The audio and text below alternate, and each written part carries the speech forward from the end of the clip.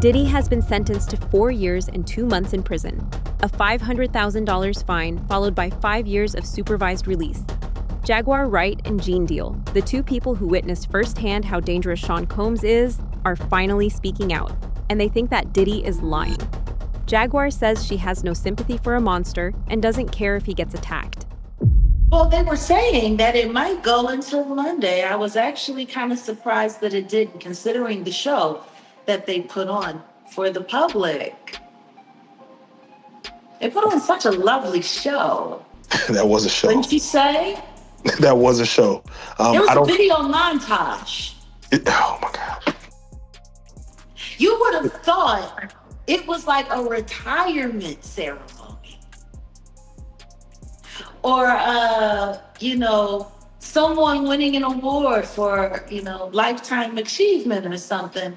The way they sat there and the way they carried on and the way, especially when it gets to the point where lawyers are forcing themselves to tears or almost to tears, talking about how inspiring that deviant is. Kind of interesting. All of the serious charges against Diddy got thrown out, and he got the shortest sentence possible. The federal guidelines recommended 9 years of prison time, but Diddy only got 4 years. This is the same judge who denied Diddy bail 6 different times. Now he's giving Diddy a shorter sentence and telling him to become a changed man. Diddy can never change. The only reason Diddy's kids spoke out in favor of him is that they depend on him. And don't get me wrong, I'm not going to sit up there and judge anybody and what they want to do for their parent or their financial provider. Because I'm sorry, do any of those children have a means for earning a living outside of the Combs enterprise? I don't think so. I mean, King Combs. Doing what? I don't know. What's he do? Other than post on his dad's timeline and make music videos that I don't know that anybody actually watches. What do they do? What do any of them do? Diddy's kids are completely under his control, and Diddy is forcing them to speak on his behalf.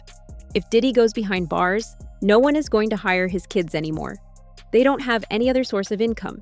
And let's not forget that almost all of Diddy's sons are involved in cases of their own. Who is going to pay their lawyers if Diddy falls? Why do you think Diddy's kids spoke out publicly? What choice do they have? Even I think one of the sons did a rap, and he's like, what choice do they have? When you're dealing with the kind of narcissistic control freak that Diddy is, and you raise children under that,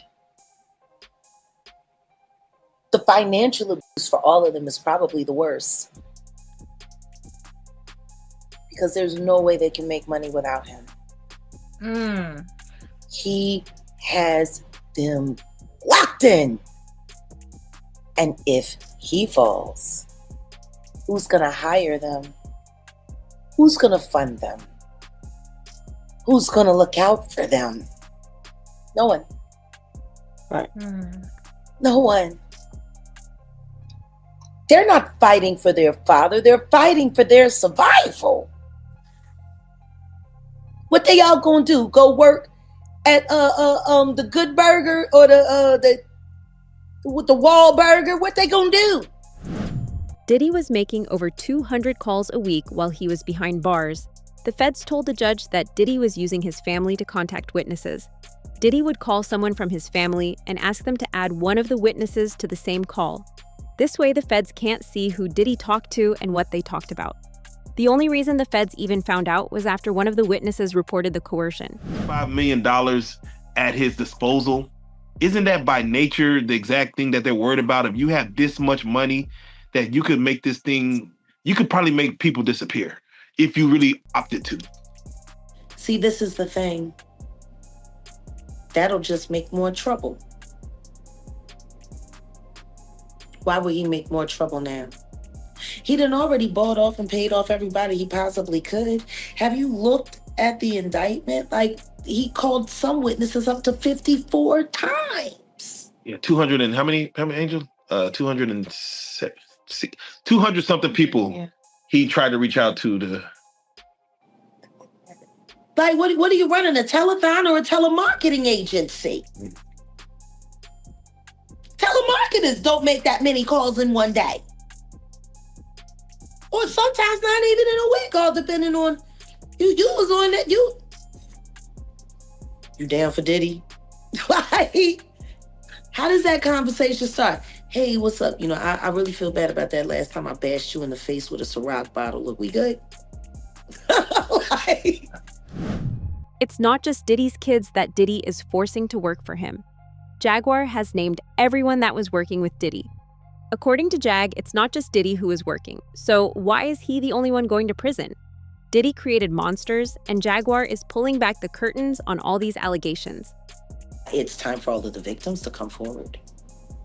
But for the people that have been denying it, you know what? Let's not be coy. You know, I am Jaguar. So let's just keep it a buck. Let's keep it a bean. Stevie J should be charged. Mary J. Blige should also be charged. Jennifer Lopez should definitely be charged. Should I keep going? I mean, you're hitting it on. Jay-Z should be charged. Khaled should be charged. Rick Ross should be charged. Usher should be charged and tried with him. Or for Justin Bieber alone. Now, Carisha and Rick Ross just sat down together in an interview. Yeah, I know. Two Diddy doo-wop bops. What a reunion. If there is one thing that Gene and Jaguar agree on, it's that Diddy has no remorse and he can never change. Diddy cried during his sentencing and submitted a letter to the judge telling him how sorry he was for his actions and apologized to all of the victims. In his letter, Combs describes teaching a class to fellow inmates on what I did to become a successful businessman, describing himself as a changed person who is now sober for the first time in 25 years. The old me died in jail, and new version of me was reborn. Have mercy on me, not only for my sake, but for the sake of my children. Jag, hold on. Diddy spoke to the judge before sentencing, and it sounded like he was taking accountability. Yeah, accountability for what? Same kind of accountability he took after he told everybody Cassie was lying on him, and then he got popped on my birthday when the video came out on CNN. And then he had to come back and do the whack-a-doodle-doo. Yeah, I guess accountability for what he got caught for. How does now nobody not see that the apology he gave for Cassie after he called her a liar for months and said that it wasn't true, she was making it all up? How does nobody not see that they're the same apology?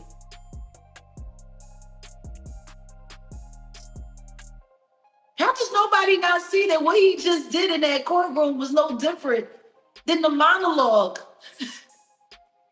that was in Blink Twice?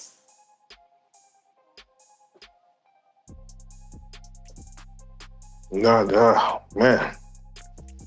It's the same monologue. Does it account for anything, though, that he started to feel sorry for his actions? Sorry for his actions? He's been sitting in NBC for you. Actually sorry. Do you think he would have allowed his legal team to destroy those women like that on that stand?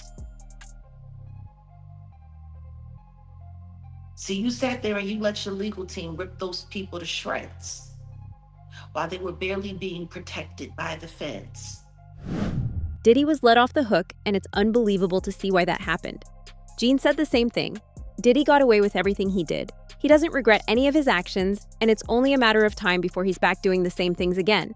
Diddy is going to get credit for time served, and he'll be out in a year or two max.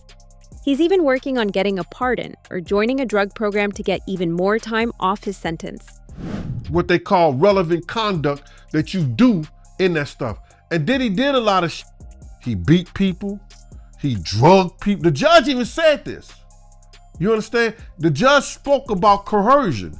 And no matter what the what you call them people, the jurors, you know, said and thought and everything like that, the judge spoke about his coercion, his relevant conduct. The judge spoke about, you know, mitigating circumstances, you know what I'm saying?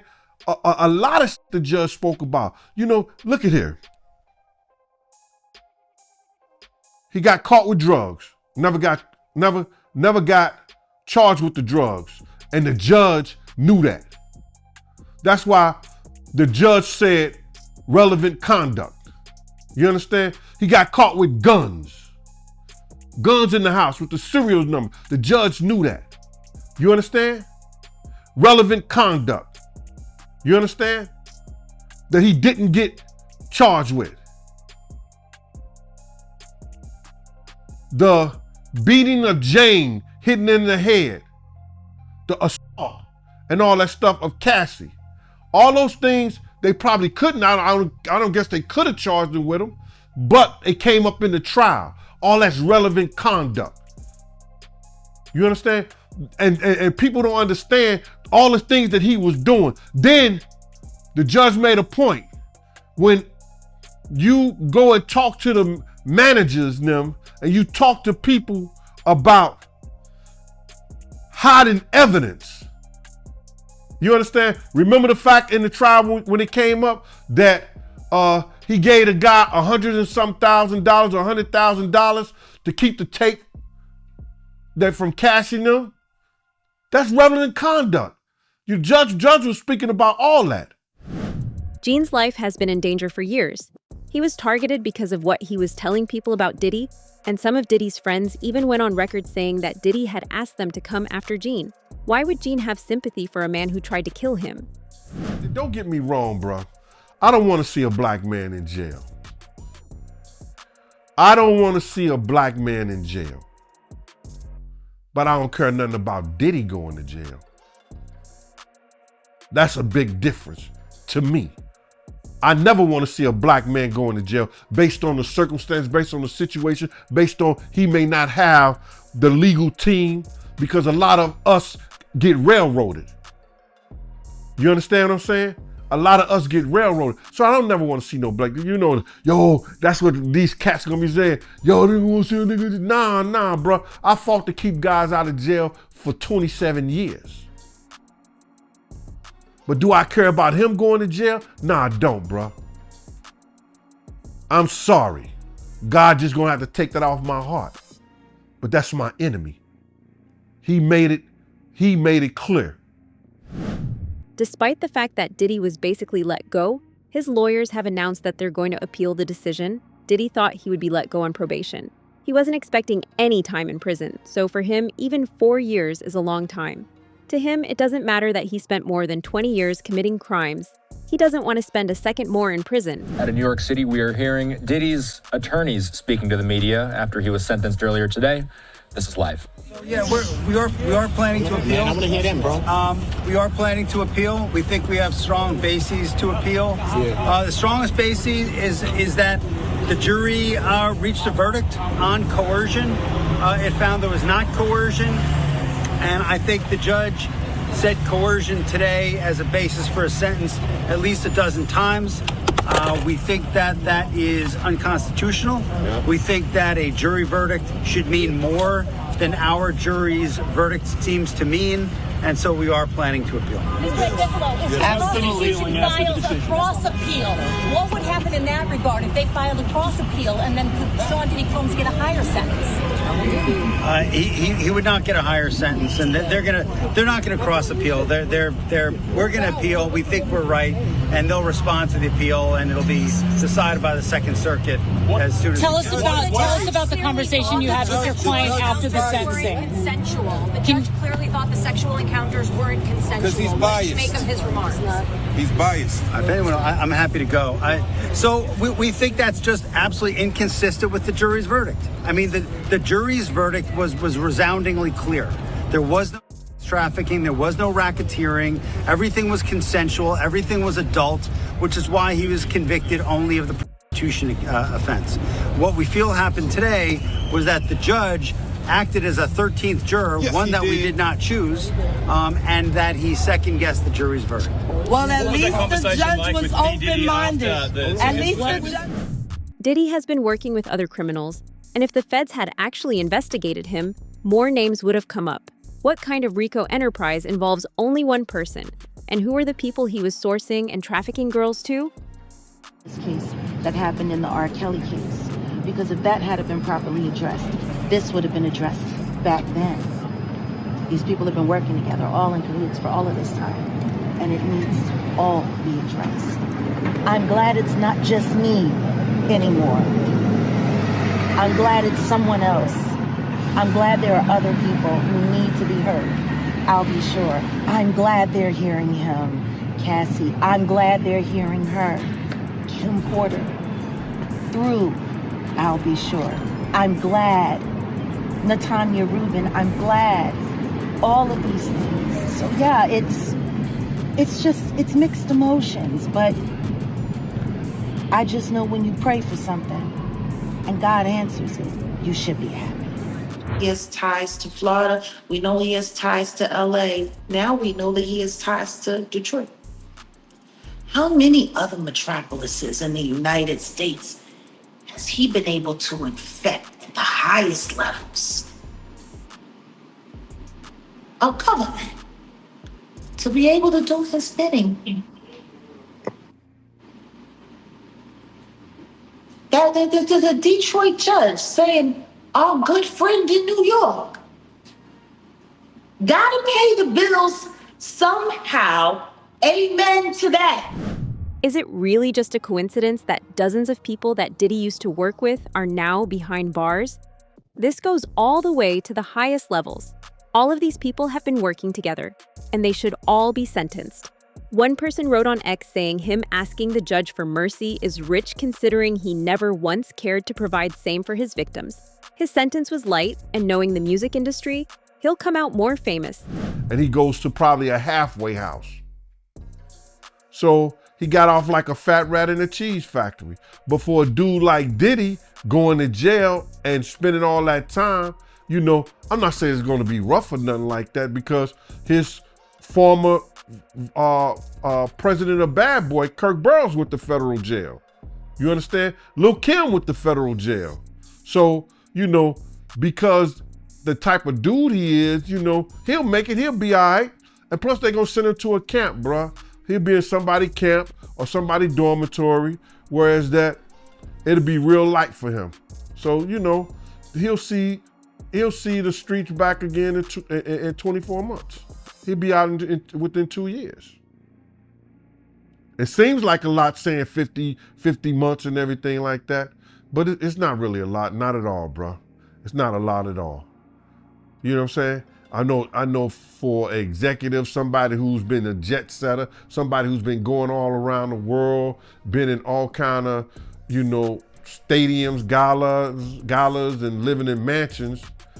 You know, it's a lot of people who lived in mansions that's in federal jail.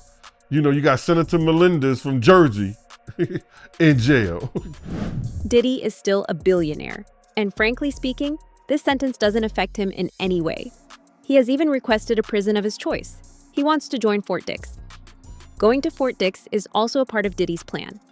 Fort Dix offers inmates the option of joining the RDAP program. The RDAP is an intensive 500-hour, 9-month substance treatment program for inmates. Completing it could entitle Combs to as much as a full year's early release from behind bars. Yeah, a lot of people look at it like this hasn't affected his pockets technically as far as just on the status level. It's affected his pockets. It's just left him. He's still got enough to play with. A lot to play with. I mean. Yeah, for now.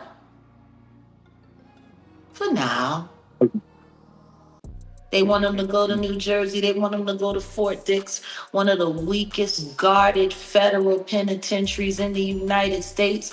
I know Fort Dix. It's a real nice place to take somebody. So when they finally get to go outside out in the yard, they can just get somebody to come and extract them right up out of there. You can leave and you don't have to worry about ever being held accountable. See, I'm not dumb. Ain't nobody's fool. People like being fooled these days. People like being lied to. They want to believe in the land of make-believe. Diddy said sorry, and now we can all go home and have ice cream. The judge has also released the probation conditions Diddy needs to follow after his sentencing. Diddy will be under supervised release for 5 years. The documents say he will be required to attend regular meetings with his probation officer and refrain from drug use, with a drug test taken within 15 days after his release and 2 periodic tests after that time frame.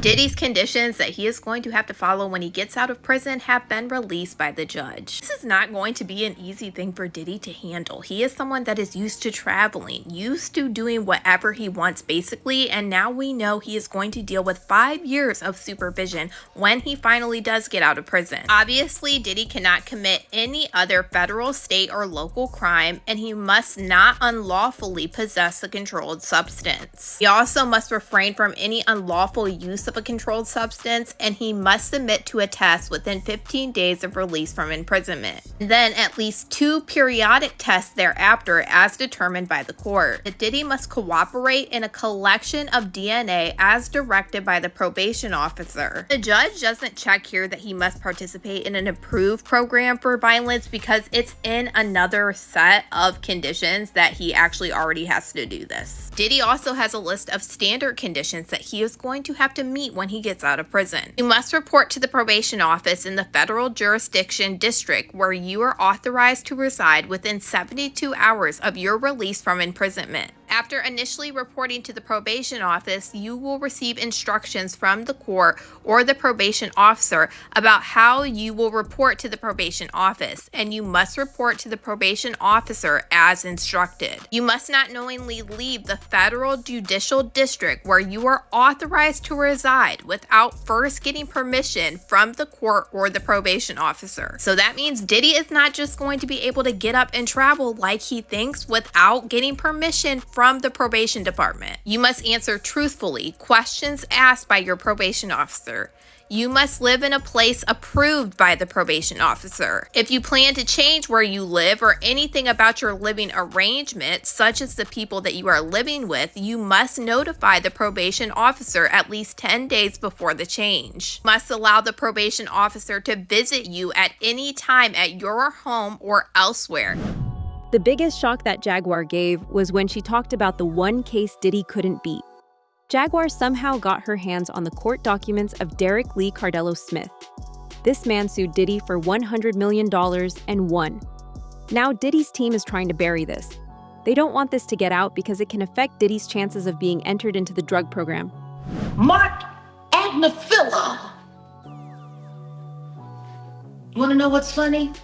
While Mark Agnafilo was sitting there making fun of baby oil and doing all of the stuff that he was doing in court and creating all of that nice guy hoopla, trying to get everyone to believe that Diddy is not such a terrible person and now he's a wonderful man and he deserves to go back to Madison Square Garden and he's going to be right there to cheer him on. Do you want to know where else he was?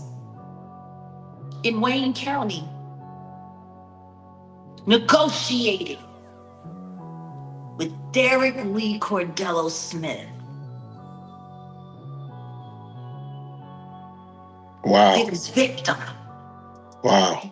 Why would he be in negotiations with him if he actually believed that everything that he said in that courtroom was true? Sounds like a fixer. Sounds like a fixer. A liar.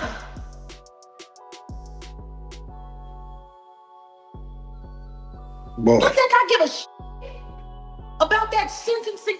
Let me regale you.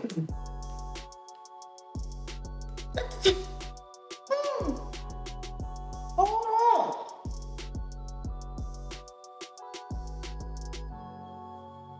Wait a minute.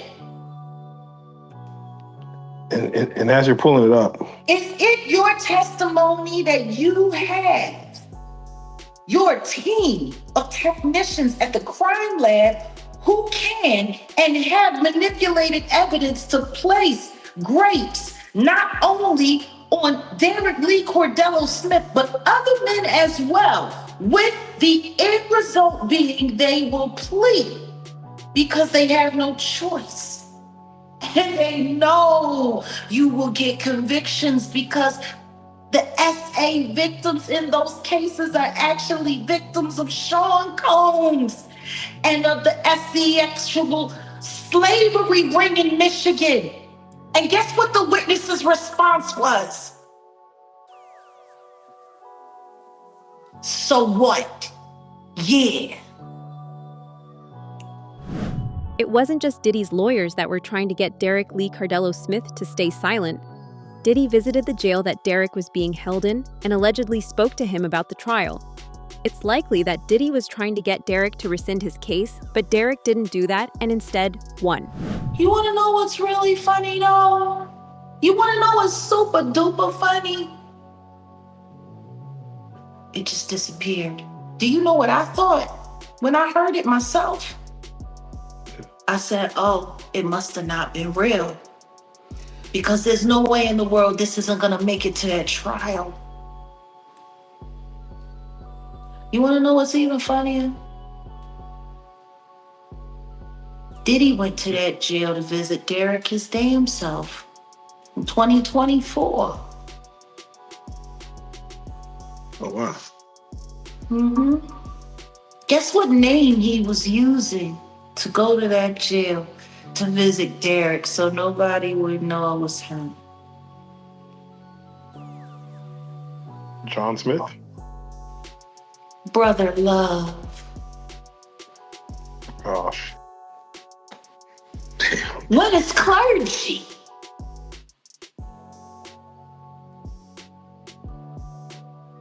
Damn. This is very wild. What made you? Guess where he went? Just a couple of days before HSI raided all of his properties. You mean, what do I think about the powers that be? What you want me to think? Oh, wait. The only way Diddy can escape is with a pardon.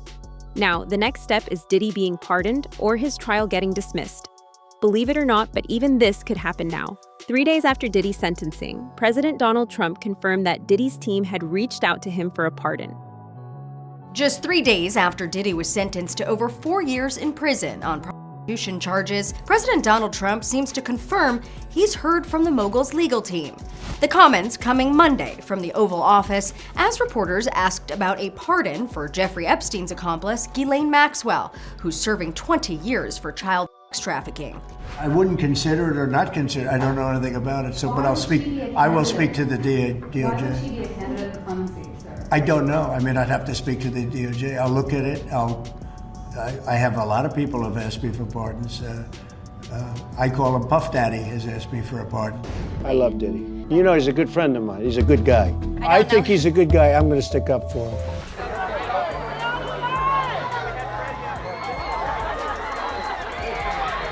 Trump and Diddy's ties go all the way back to the late 90s. Diddy was reportedly a guest at the president's 2005 wedding, and they ran in the same social circles. One mogul after another.